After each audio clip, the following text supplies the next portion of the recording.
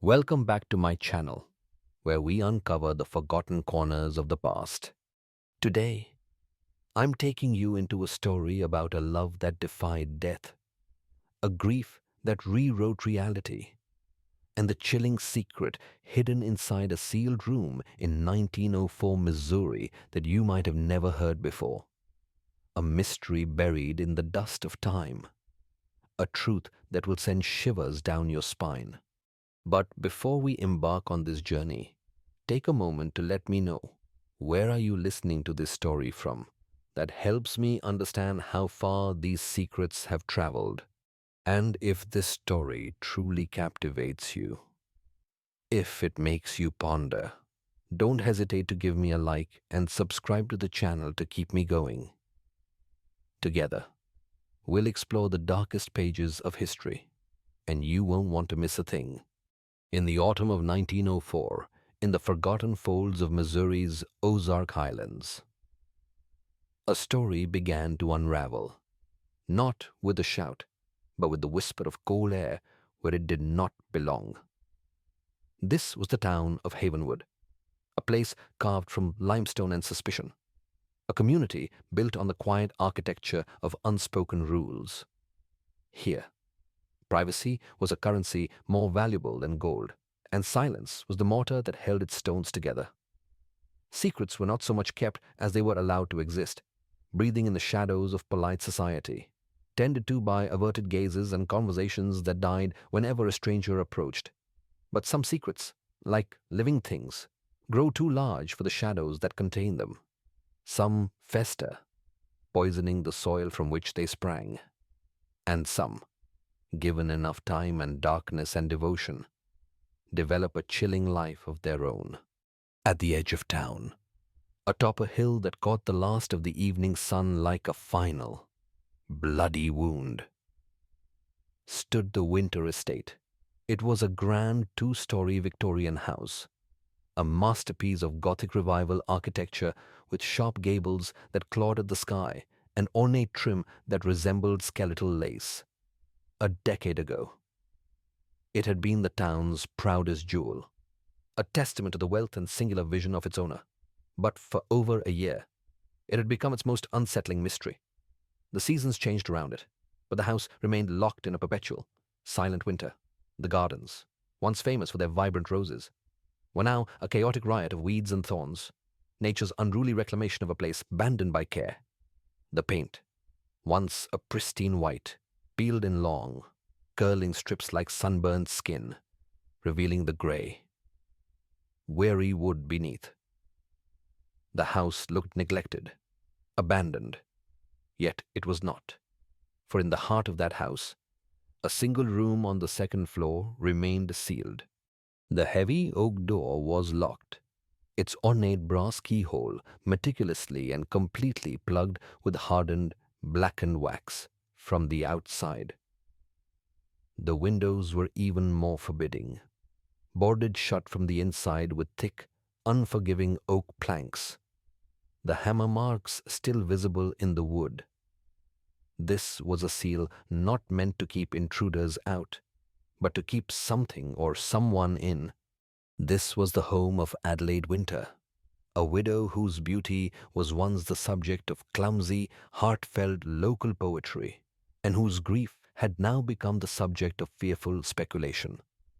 The story, as it was told in hushed tones over picket fences and in the aisles of the general store, began with her husband's death.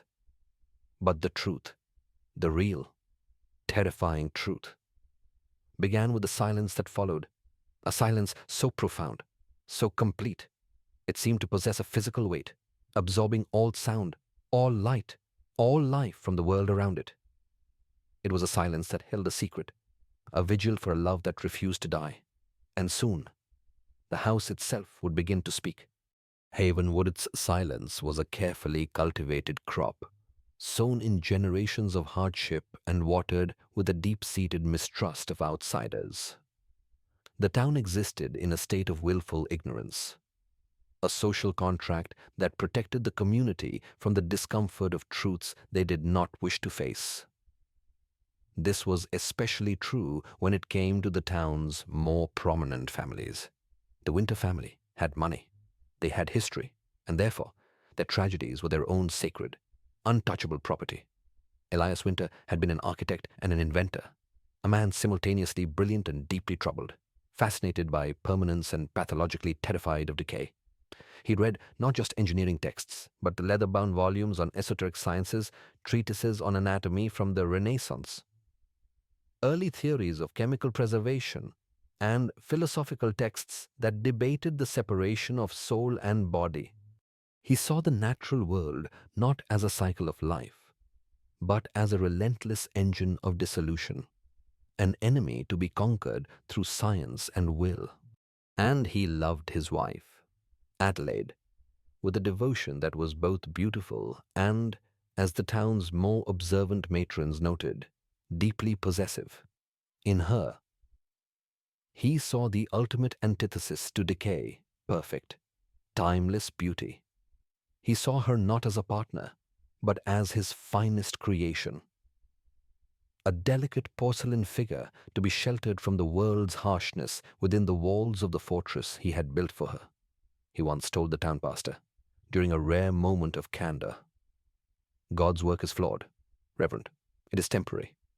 A man's duty is to take that temporary beauty and make it eternal." The pastor had dismissed it as the ramblings of an eccentric, but the words, like seeds, had been planted. His death in the sweltering heat of the summer of 1903 was as sudden as it was perplexing. A swift, violent fever that took him in less than 3 days.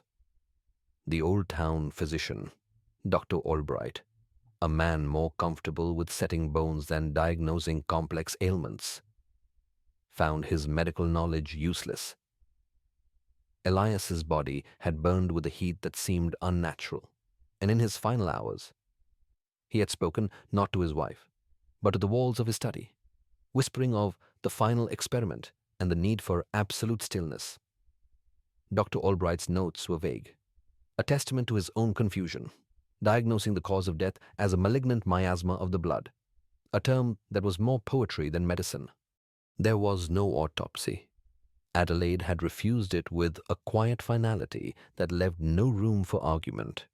She had overseen the funeral preparations with a composure that many found unnerving, a chilling departure from the passionate, if sheltered, woman they had known. She stood by the graveside, a porcelain figure in black, her eyes fixed on something far beyond the horizon, seeing a future no one else could comprehend. She did not weep. The town watched, mistaking her profound, reality-altering resolve for a strength they could not understand. The day after the burial, she dismissed the entire household staff, all but one, a quiet, loyal maid named Clara, and then, with hammer and nails and wax, she sealed the door to her husband's study. Not just locked it, but truly, irrevocably sealed it, as one would seal a pharaoh's tomb. She told no one why. And the town, respecting her grief and the formidable Winter name, did not ask. For over a year, that fragile, morbid peace held. Respect slowly curdled into a quiet, collective dread. But the unspoken rule remained: you do not knock on a door that has been sealed by a love as powerful as Adelaide Winter's. The man who would eventually break that silence was a newcomer, a physician named Dr. Alistair Finch. He arrived in Havenwood in the crisp air of September 1904, a man of science and reason, a refugee from the noise, the soot, and the failures of St. Louis. He was young, meticulous, with a mind that saw the world as a series of logical problems waiting for rational solutions. He had left the city after a devastating outbreak of typhoid in the hospital where he worked, a battle he had fought with all the tools of modern medicine and had decisively lost. He came to Havenwood seeking a place of simple afflictions consumption, farm accidents, the seasonal fevers that swept through the valley. He sought a place where science could be clean, predictable, and victorious. He was not prepared for Adelaide winter. He first heard her name at the general store, a name spoken in hushed, reverent tones between women buying thread and salt. He stood by the counter, the smell of sawdust and cured meats in the air, and listened. Another season turns. One woman, Martha Gable, whispered to her friend, her gaze drifting towards the window that faced the hill. And still no change up there? Her friend, Beatrice Pinter, leaned closer. My boy, Samuel, swears he saw a faint blue light flickering from behind those boards late one night, like a will-o'-the-wisp. Said it made his blood run cold. Martha shuddered. It's the smell that troubles me. The wind carries it down sometimes. Something sharp, like a hospital ward, but sweet underneath. Sickly sweet, like lilies left too long in a vase. Finch initially dismissed it as provincial gossip, the kind of folklore that grew in the dark, fertile soil of isolated towns. He was a man of evidence, of observable phenomena, a refugee from a world where unseen things killed good people. He had no patience for ghosts. And yet, the story took root in his mind, an intellectual irritant he couldn't dislodge, a sealed room, a grieving widow, a house that held its breath. It was a malady he had no name for, a sickness not of the body, but of the very architecture of a life. The whispers followed him through the town, painting a portrait of a woman lost in a beautiful, terrifying delusion.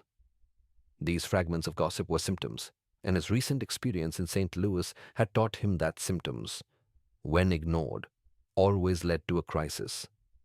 He knew that an untreated sickness, left to fester in the dark, would eventually become malignant. The sealed room was not just a memorial, it was a pathology. And as the autumn leaves began to fall, turning the hills to fire and rust, Dr. Finch found his gaze drawn, again and again, to the silent house on the hill. The silence from that place was no longer a sign of grief. It was the calm before a storm, and he felt the first cold drops of rain on his skin. A premonition of the horror to come. That premonition, cold and sharp as a surgeon's scalpel, did not have to wait long to find its purpose. The catalyst that would rip open Havenwood's carefully stitched seams of silence came not from the house on the hill, but from the very heart of the town itself. On a bustling market day in early October, the air was crisp, filled with the wholesome scents of apples, wood smoke, and damp earth, a facade of normalcy that was about to be irrevocably shattered. It was Clara, the winter's solitary, wraith-like maid, who finally brought the house's creeping horror down into the light. For a year, she had been a ghost in Havenwood, a silent, fearful woman who bought her groceries with trembling hands and vanished back up the hill. Her face, a mask of enduring, unspoken anxiety. She had polished silver in rooms that were never used, swept floors that no one walked on, and endured a silence that was louder than any scream. On this day, as she stood before a stall piled high with autumn squashes, her mask crumbled. Her hand, reaching for a small leather purse, began to tremble violently. A low moan escaped her lips, a sound of such profound animal terror that it cut through the cheerful din of the market. The world around her seemed to warp and fade, replaced by the image of a locked door and the memory of a soft, endless humming sound from beyond it. Her eyes rolled back in her head, and she collapsed onto the dusty ground, not in a simple faint, but like a puppet whose strings had been abruptly cut.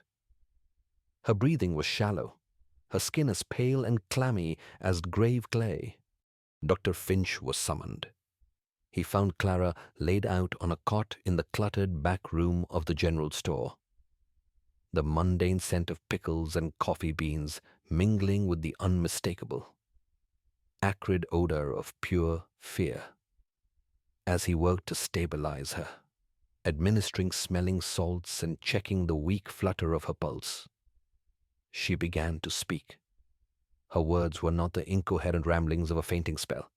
They were fragmented, desperate sentences, a testimony whispered from within the very walls of the Winter Estate's madness. She spoke not of her own physical illness, but of the house's spiritual one. She described a cold, a deep, unnatural chill that radiated from the second floor. A cold that had nothing to do with the weather, but that crept into the bones and settled there. A permanent resident of marrow and soul. She told him that Mrs. Shah's Winter would spend hours standing outside the sealed door, not weeping, not praying, but speaking to it in soft, murmuring, conversational tones, as if her husband were merely on the other side, listening intently to the day's trivialities. The most chilling revelation, however, was the ritual of the food tray every evening at precisely 7 o'clock. Clara was instructed to leave a tray with a glass of milk and a piece of bread outside the sealed door every morning at precisely 7 o'clock. She was to retrieve it. The tray would always be gone, but she never heard the door open.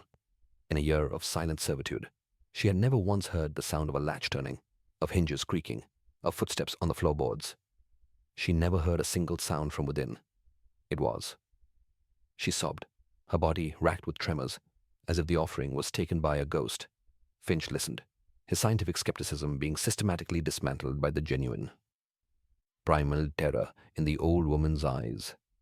This was not the idle gossip of the town square. This was a witness account from a prisoner. He saw now that Clara was not merely loyal, she was terrified. A hostage trapped in a house governed by a quiet, meticulous madness she could not comprehend. After ensuring she was stable and safely in the care of her sister who lived in town, he made a solemn promise that he would check on Mrs. Winter himself. He told himself it was his duty as a physician. But he knew, with a certainty that quickened his pulse, that it was more. The mystery of the sealed room was no longer a local legend. It was a clinical problem, a disease, and he felt compelled to excise it. The walk to the Winter Estate was an ascension into silence. The road wound up the steep hill, and with every step, the modest sounds of Havenwood, a distant hammer, a barking dog fell away, replaced by the funereal crunch of his own boots on fallen leaves and the mournful rustle of the wind in the skeletal branches of the oaks. The house appeared suddenly as he crested the hill, a dark sentinel against the bruised purple of the late afternoon sky. It did not look merely empty, it looked watchful. He felt a sense of profound stillness, as if the entire property was suspended in jar of formaldehyde, perfectly preserved in a moment of decay. He knocked on the heavy oak door. The sound was thick, final, and was immediately swallowed by the house, leaving no echo. He waited. A full minute passed, long enough for him to study the intricate spiderweb-like cracks in the porch floorboards. He was about to knock again, with more force, when the door opened, not with a creak, but with a smooth, silent swing that was deeply unnerving. Adelaide Winter stood before him. She was even more beautiful than the stories suggested. A figure of pre-Raphaelite tragedy with skin like pale marble, dark auburn hair coiled in an elaborate, perfect knot, and eyes the color of a stormy sea. She wore a dress of black silk, elegant and severe, but it was her stillness that was most striking, an absolute lack of wasted motion. She did not seem to be breathing. "Dr. Finch," she said. Her voice was low and melodic, yet held no more warmth than a sculpted angel on a tombstone. "I was told you were attending to Clara. You needn't have troubled yourself. She has always been prone to hysterics." Finch, a man rarely at a loss for words, found himself momentarily paralyzed.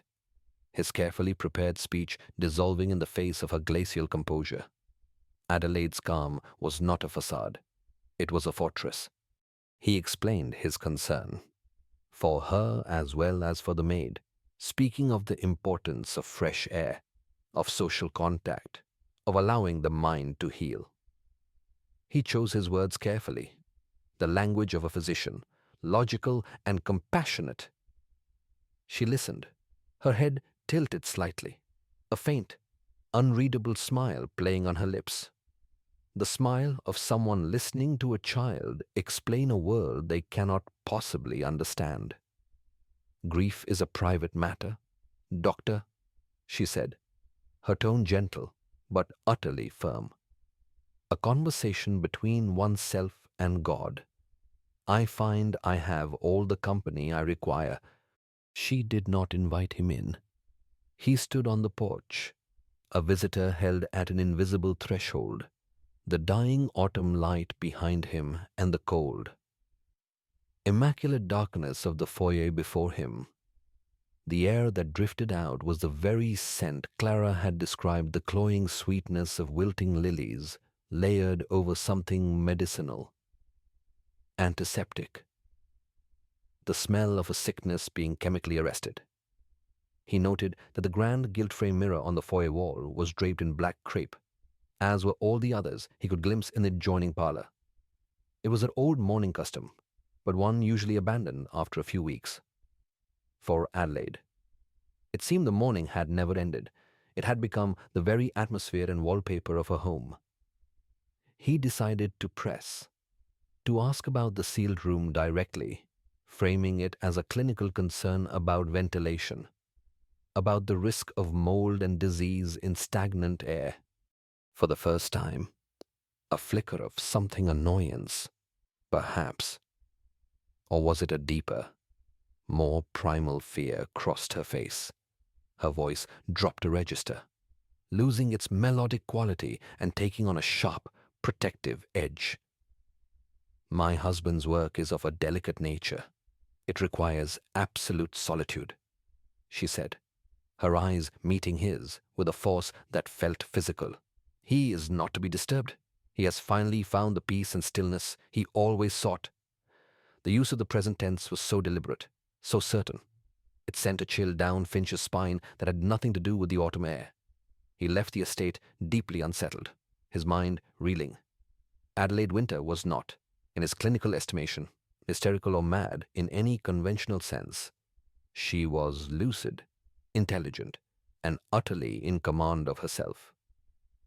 But her reality was clearly built on a foundation that was fundamentally, terrifyingly unsound.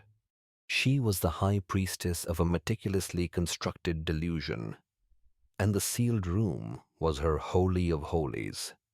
When Finch shared his grave concerns with Sheriff Beauregard, a portly, complacent man whose primary role in Havenwood was to prevent bar fights and discourage vagrancy, his fears were met with a dismissive, wheezing chuckle. A grieving widow talking to a door, Doc leaving out a bit of bread and milk. The sheriff leaned back in his creaking chair, the leather groaning in protest. Sounds like grief to me. Some folks grieve differently. Long as she ain't hurting nobody, it ain't my business. The Winter family has always been particular. It was a sentiment Finch heard echoed in more polite terms throughout the town.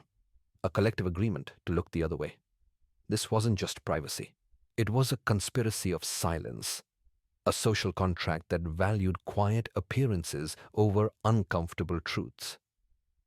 Blocked by Adelaide's icy resolve and the town's willful blindness, Finch realized he was utterly alone. If he wanted to understand the pathology of the house on the hill, he would have to become a different kind of doctor.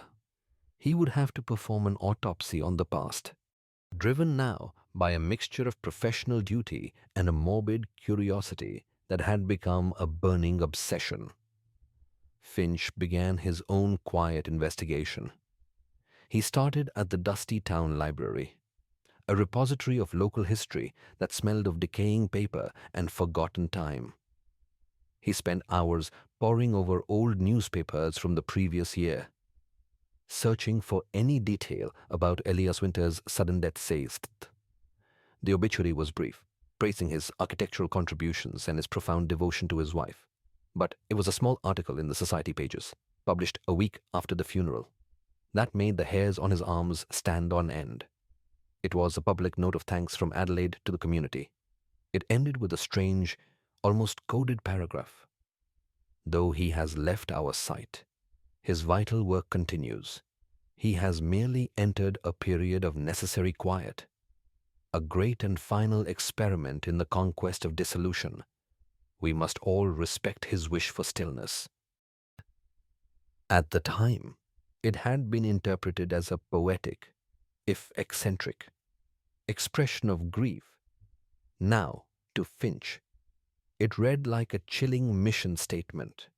His next stop was the dim, whiskey-soaked confines of the local saloon, where he sought out the man who had built the coffin, a carpenter named Silas Croft. Silas was a taciturn, weather-beaten man, whose hands were gnarled from a lifetime of working with wood. He was hesitant to speak of the dead, believing it bad luck, but after Finch bought him a second whiskey, his tongue loosened. He spoke in a low murmur, as if afraid of being overheard, not by the other patrons, but by a ghost from the year before. He said Adelaide had supervised the construction herself, paying him double his usual fee in cash for his work and his silence. She had insisted on a custom design, providing him with sketches that deviated wildly from any coffin he had ever built. It was to be lined not with silk or satin, but with heavy sheets of zinc, which she provided, meticulously soldered at every single seam to be airtight. The heavy lid was not a simple press-fit design. It was fitted with a thick rubber gasket and secured with a series of complex airtight latches one might find on a deep-sea submersible. "Strangest, heaviest damn thing I ever built," Silas muttered into his glass, his eyes avoiding Finch's. "Felt wrong. More like a preservation box or a scientist's capsule than a coffin." She told me Elias was always afraid of the earth, terrified of the worms and the rot. He paused, taking a long drink. She said she was honoring his greatest wish, a zinc-lined coffin, a final experiment in the conquest of dissolution, a need for stillness. These were not the words of ordinary grief. Finch left the saloon, the scent of stale beer and secrets clinging to him, and walked into the cold night air. His mind was racing, connecting these new, hard facts to the whispers, the smells, the unnatural cold. He remembered his university studies, the lectures on morbid anatomy, the strange, obsessive cases documented in medical journals of individuals who had attempted to defy the laws of nature through grotesque means, early cryogenics, chemical mummification. He began to form a hypothesis so outlandish, so sacrilegious, so contrary to all natural law, that he initially dismissed it as a product of his own overwrought imagination. But the evidence, circumstantial as it was, kept pointing in the same horrifying, unbelievable direction. He now believed, with the certainty that chilled him to his very soul, that Elias Winter had never been buried at all. The hypothesis, once formed, was a venom that spread through Alistair Finch's mind, poisoning his sleep and turning his waking hours into a feverish obsession. He now believed, with a certainty that chilled him to his very soul, that Elias Winter had never been buried at all. But belief was not proof. He could not go to Sheriff Beauregard with a story cobbled together from town gossip and a carpenter's drunken confession. He needed something concrete, something irrefutable. He needed a map of the house's interior, a key to unlock the architecture of Adelaide's madness. An architect of Elias Winter's meticulous nature, he reasoned, would have filed official plans for his masterpiece. Finch's search led him to the county records office, a dry, sterile environment that stood in stark contrast to the gothic horror he was investigating. The air inside smelled of dust and brittle paper, the quiet punctuated only by the scratching of a clerk's pen and the slow, solemn ticking of a regulator clock on the wall. He spent an entire afternoon poring over ledgers and property files, his fingers stained with ink and grime. Just as he was about to give up, he found it a thick roll of drafting paper, tied with a faded blue ribbon, under the title Winter Estate, 1894. He carefully unrolled the blueprints on a large, sun-drenched table, the paper crackling in protest. His heart pounded against his ribs as he studied the intricate, precise lines Elias Winter had drawn a decade earlier.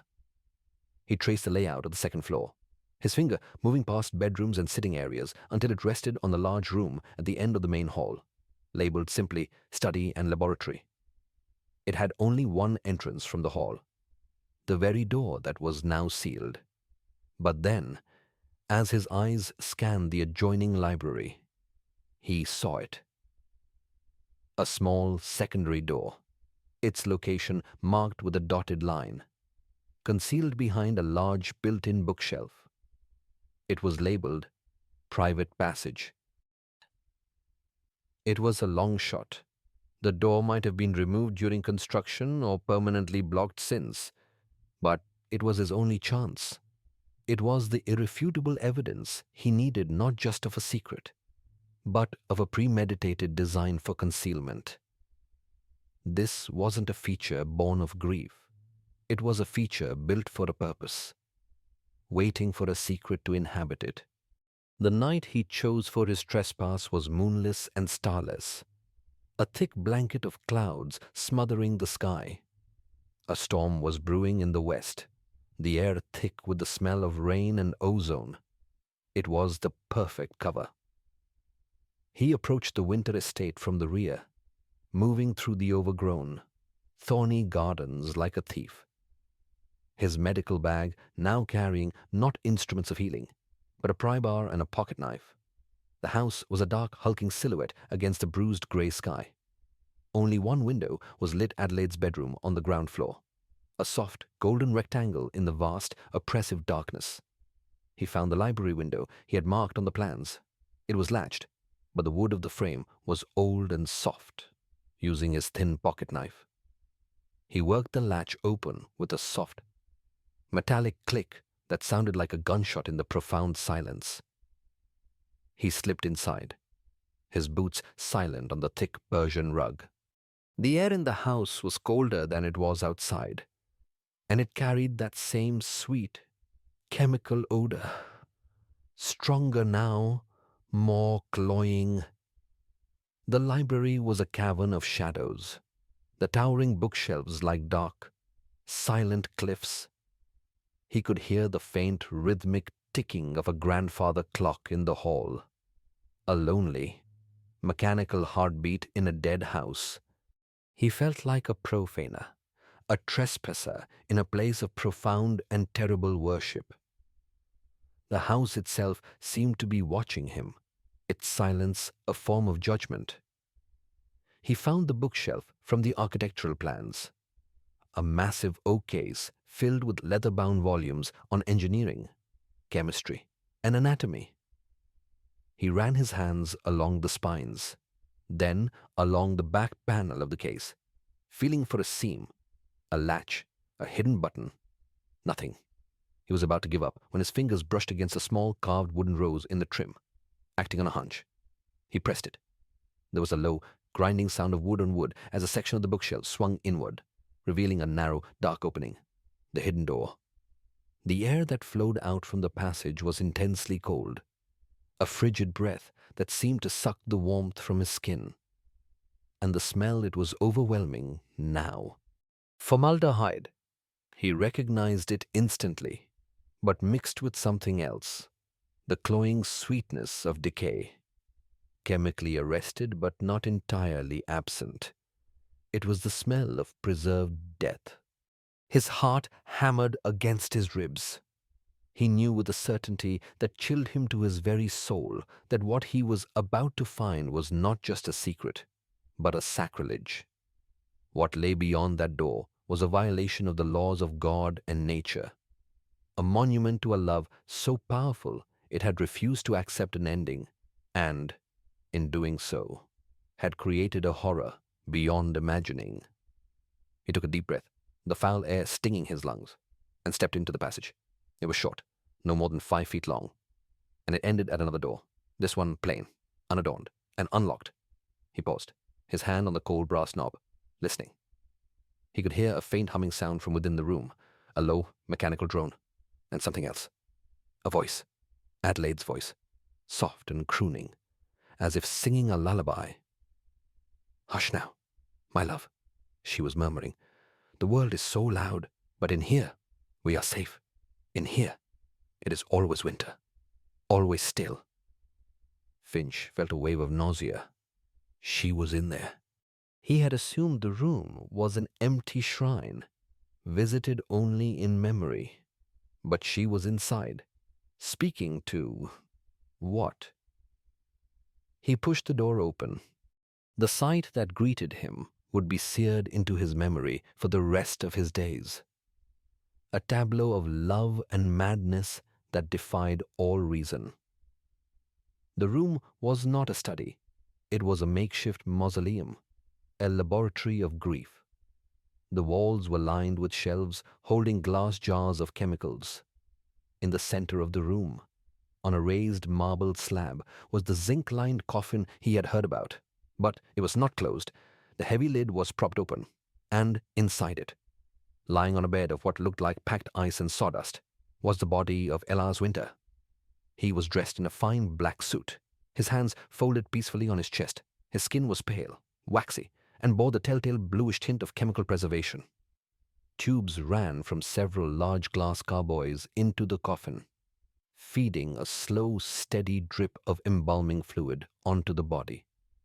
The humming sound was coming from a primitive cooling apparatus, a system of coils and fans Elias himself had likely designed, rigged to a large block of ice in the corner. And beside the coffin, in a rocking chair, sat Adelaide. She was holding her husband's cold, stiff hand in hers, stroking it gently. She looked up as Finch entered, her eyes not filled with shock or anger, but with a kind of serene disappointment, as if he were an impolite guest who had arrived at a bad time. "I told you he was not to be disturbed," she said, her voice unnervingly calm. "He is in the midst of his most important work, the conquest of dissolution." Finch could only stare, his scientific mind struggling to process the scene. It was a grotesque fusion of devotion and delusion. She had not buried her husband, she had preserved him. She had turned his study into a sepulchre and his body into a relic, tending to his corpse for over a year as if he were merely sleeping. The food trays, the one-way conversations, the unnatural cold, it all made a terrible, perfect sense.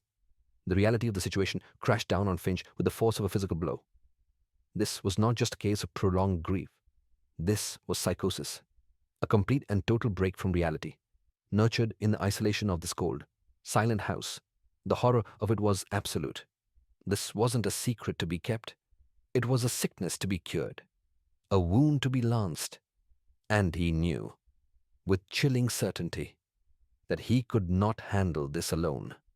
He backed slowly out of the room, his mind racing. He needed the sheriff. He needed witnesses. He needed to bring the sane world crashing into this hermetically sealed nightmare. Adelaide watched him go, a look of profound betrayal on her face. She began to hum again, that same soft, crooning lullaby, rocking back and forth as she clutched the corpse's hand.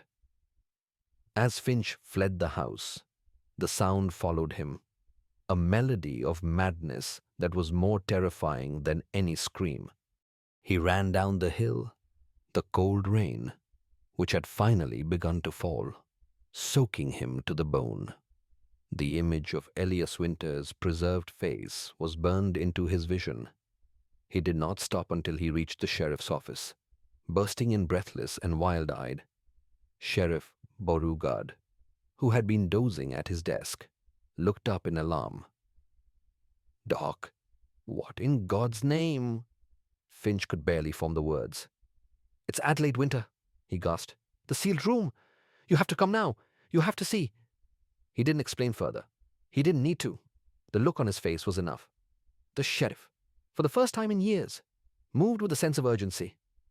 He gathered 2 deputies, and together the 4 men rode back up the hill, into the heart of the storm and the center of Havenwood's darkest secret. When they arrived, the front door of the Winter estate was wide open, swinging gently in the wind. The house was no longer silent. A terrible sound was coming from within, a sound of shattering glass and splintering wood. They drew their service revolvers and entered cautiously. The foyer was in disarray. The black crepe had been torn from the mirrors, and the glass of one was shattered, a spider web of cracks reflecting the dim light from their lanterns. They followed the noise upstairs. It was coming from the study. As they reached the top of the landing, they saw Adelaide. She was in a frenzy, a wild, cornered animal. She had overturned shelves, sending jars of chemicals crashing to the floor. The room was filled with the acrid smoke of spilled fluids. She was trying to barricade the door with a heavy bookcase, her movements frantic and desperate. "You can't have him!"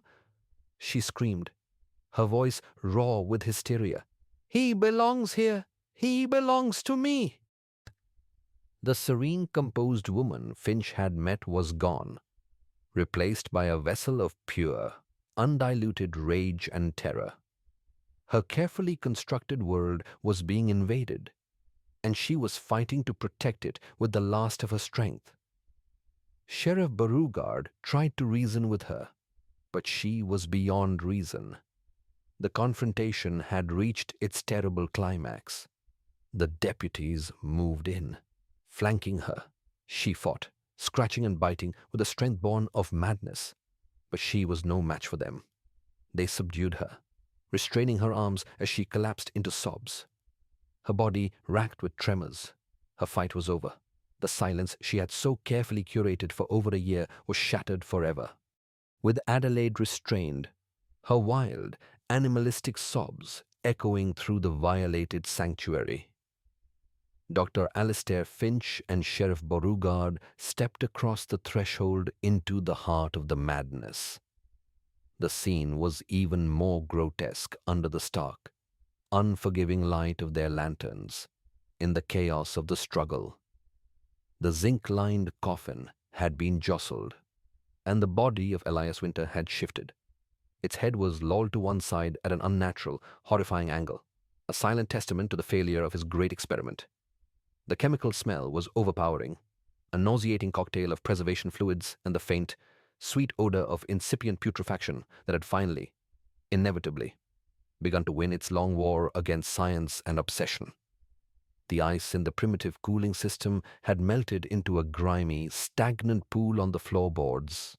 Death, it turned out, could not be held at bay by love or madness or even the most meticulous of plans. It was patient. It was absolute. The sheriff, a man accustomed to the simple transgressions of drunkards and petty thieves, stared at the preserved body, his face pale and slack with disbelief. "My God," he whispered, removing his hat in a gesture of belated, horrified respect. All this time, she was... He couldn't finish the sentence. There were no words for this specific sacrilege in the simple lexicon of Havenwood's sins. Finch, however, felt a profound wave of clinical sadness that eclipsed the initial horror. He saw the tragedy not in its macabre details, but in its human core, a husband so pathologically terrified of decay and a wife so utterly terrified of absence that together they had conspired, in life and in death, to create this waking nightmare. It was a shared delusion that had consumed one of them in body and the other, irrevocably, in soul. He knelt, and gently, with the physician's final, futile touch, closed Elias Winter's staring, chemically preserved eyes. It was the only act of mercy left to perform. The long, silent, terrible vigil was finally over. The aftermath was as swift as it was quiet, handled with the grim efficiency reserved for unspeakable tragedies. Adelaide Winter was taken to the county infirmary, where she was placed under heavy sedation. She did not speak. She did not resist. It was as if the shattering of her meticulously constructed reality had extinguished the fierce, protective fire within her, leaving only an empty, silent, porcelain shell. A formal competency hearing was convened a week later, a quiet affair behind closed doors. Dr. Finch testified, presenting his findings with clinical detachment he did not feel, his voice wavering only once when he described the scene in the study. He argued, with all the force of his modern medical training, that Adelaide was not a criminal to be punished, but a victim of a profound psychological collapse, a morbid grief reaction that had spiraled into a full-blown functional psychosis. The court, a panel of somber men unaccustomed to such horrors, readily agreed. There would be no public trial, no spectacle. Adelaide was declared mentally unsound and committed to the state lunatic asylum in Fulton, where official records state she would live out the remainder of her days. A ghost in a different kind of quiet house, Elias Winter was given a second burial, a proper one this time, in a simple, unadorned pine box.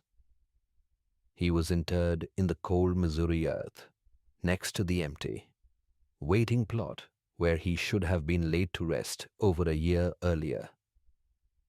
Reverend Miller gave a short, uneasy sermon about the dangers of earthly attachments and the peace that comes only with surrender to God's will, his words carrying a new, urgent weight for the handful of townspeople who gathered at a respectful distance. The town of Havenwood absorbed the scandal the way a swamp absorbs a stone with a brief, violent ripple of horror and gossip, and then a return to a murky, impenetrable silence. The Winter estate was sealed by the county, its contents eventually auctioned off to pay for Adelaide's indefinite care. People came from miles around, drawn by a morbid curiosity they would later deny. They picked over furniture and silverware, their whispers filling the room that had once been silent. But no one wanted the furniture from the study, nor the strange, custom-built coffin. These items, deemed tainted by madness and death, were burned in a large bonfire behind the courthouse. It was a public cleansing of a private sin, the smoke rising into the cold winter sky like a final, unanswered prayer, as the town collectively tried to burn away its own complicity. Dr. Finch stayed in Havenwood, but he was never truly one of them. He had seen the town's dark heart, had forced it into the light, and for that, he was never forgiven. His practice was successful, built on a grudging respect for his skill, but a chasm of knowledge and experience now separated him from his neighbors. He was the confessor who held a secret they could not bear to hear again, and his presence was a constant, living reminder of the horror they had all chosen to ignore. The Winter estate stood empty for years, a decaying monument to a tragic love story, its slow collapse mirroring the erosion of the town's memory. The windows became dark, hollow eyes, the paint peeled away completely, leaving the wood bare and silvered like old bones. Local children, in their cruel and curious way, invented ghost stories about it, turning a human tragedy into a cheap thrill. They said that on cold, still nights, You could hear a woman humming a lullaby from the broken second-floor window. They said you could still smell lilies. Then, in 1912, a fire, likely started by vagrants seeking shelter, consumed the house. It burned to the ground with an astonishing, almost eager speed, as if the dry, dead wood were grateful to be reduced to ash and myth by morning. All that remained was the deep stone foundation, a blackened, gaping wound in the earth. The town seemed to breathe a collective sigh of relief. The physical evidence was gone. The story could now safely recede from uncomfortable history into palatable folklore.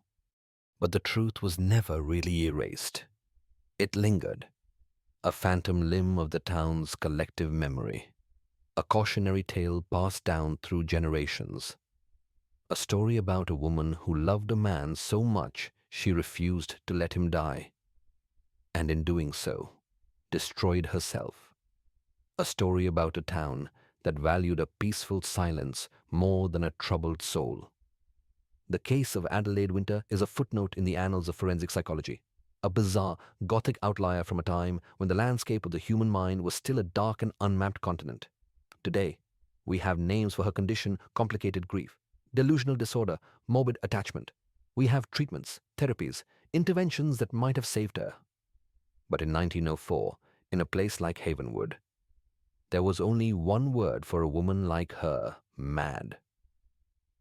Her story is a stark reminder of the devastating consequences of untreated mental illness, especially in an era that had no language for it, no compassion for it, and no cure for it. She was a prisoner of her own mind, locked in a room with the ghost of her own heart. But the key was held by the community around her, and in its desire for peace and propriety. They had turned the lock. They had mistaken her profound, screaming sickness for eccentric grief, and her terrifying silence for strength. Her tragedy was not just that she lost her mind. It was that no one in a position to help noticed she was losing it until it was too late to ever be found again. And one has to wonder, as we look back into the shadows of the past, how many other sealed rooms exist, not in houses on a hill, but in the quiet, ordinary hearts of men and women. How many people, even today, are quietly tending to their own private ghosts, their desperate silence mistaken for a peaceful strength. The legacy of the sealed room is not just a tale of horror. It is an examination of the terrible, beautiful, and destructive power of love, and the absolute breaking point of the human spirit. Adelaide's love for Elias was real, a devotion so absolute that it could not conceive of a world without him. When faced with the unbearable, final truth of death, her mind did not break. It simply, brilliantly, terrifyingly rewrote the rules. It chose a grotesque, impossible fiction over an unbearable reality. And in that choice, we are left with a chilling, eternal question: where is the fine, fragile line between a love that endures and a love that destroys?